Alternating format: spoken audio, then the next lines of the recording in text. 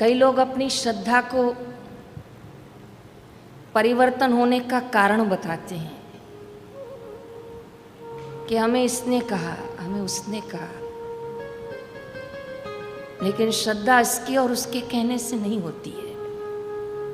श्रद्धा एक आत्म अनुभूति है। श्रद्धा एक निज का अनुभव है जो गुरु कृपा से आपको और मेरे को सबको हुआ है।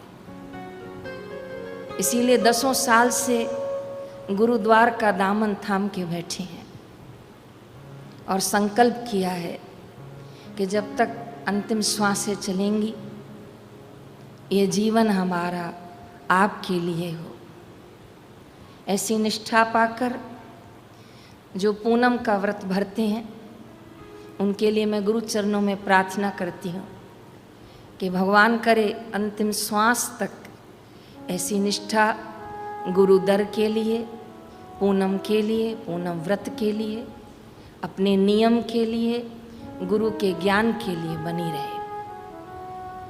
लेकिन बड़ौदा और बड़ौदा के आसपास बड़ा आश्चर्यमय दृश्य देखने और सुनने में आता है कि कई साधकों ने अपने पूनम भरने का स्थान परिवर्तन कर दिया। कई साधकों ने अपनी निष्ठा में परिवर्तन कर दिया। और जब पूछा गया क्यों, स्थान क्यों परिवर्तन किया है, निष्ठा क्यों परिवर्तन की है, तो उत्तर आता है कि गुरु परिवार ही तो है, पूनम भरने ही तो जा रहे हैं, सत्संग सुनने ही तो जा रहे हैं। तो ये आपकी मति का खेल है। जब गुरुदेव ने स्वयं कह दिया है कि मेरा परिवार केवल 4 लोगों का नहीं है, समस्त साधक परिवार मेरा परिवार है, और जो गुरुओं के सिद्धांतों पे चले वो मेरा परिवार है। जो पूज्य बापू जी की आज्ञा में चले, बापू ने जो नियम दिए हैं उसको वो पालता रहे, सत्संग और सेवा से जुड़ा रहे, वो मेरा परिवार है। अब कोई अपने मति के दायरे से उस परिवार की व्याख्या करे तो समझो कि इसकी श्रद्धा और आधार का परिवर्तन हुआ है।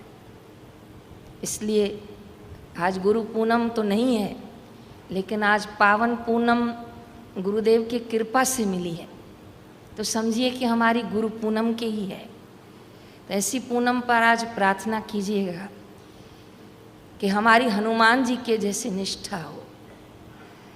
एक राम का नाम, दूसरा नाम कभी हनुमान जी के मुख पे नहीं आया। चाहे उनका हृदय खोल के देख लो, चाहे उनकी माला देख लो, चाहे उनकी वाणी सुन लो, चाहे उनके भावों को देख लो, चाहे उनके रोम रोम में देख लो, तो राम के अलावा हनुमान जी के जीवन में कोई परिवर्तन नहीं आया। तो भगवान करे हमारे जीवन में भी हनुमान जी जैसी भक्ति हो। शबरी की जैसी निष्ठा थी मतंग ऋषि के वचनों में, कहे गए राम आएंगे तेरे द्वार पर। तो शबरी ने उसी वचनों को गांठ बांधकर पूरा जीवन भक्तिमय कर दिया। रोज फूल बिछाना, रोज समेटना। कई बार गांव वाले शबरी को बावरी कहते थे, तो पगली हो गई है, रोज फूल बिछाती है, पता नहीं राम जी कब आएंगे, जब आएंगे तब बिछाना। तो भीलनी कहती है कि जब आएंगे मुझे समय नहीं मिला और मुझे तब फूल नहीं मिले तो क्या राम जी बिना फूल के पग रखेंगे। और गांव वाले उससे खूब समझाते थे, लेकिन शबरी बड़े प्रेम से उत्तर देती थी कि मैं तुम्हारी बात पे विश्वास रखूं कि अपनी गुरु के बात पे विश्वास रखूं। कई लोग द्वंद्व फैलाते हैं कि आश्रम वाले गलत हैं, आश्रम वाले गलत बोल रहे हैं, लेकिन हम में शबरी जैसी निष्ठा तो होनी चाहिए। जैसे शबरी गांव वालों को उत्तर देती थी कि तुम्हारी बात मानो कि अपने गुरु जी की बात मानो, तो हम कम से कम इतना जवाब तो किसी को दे सकते हैं कि हम तुम्हारी बात माने कि हम अपने गुरु की बात माने।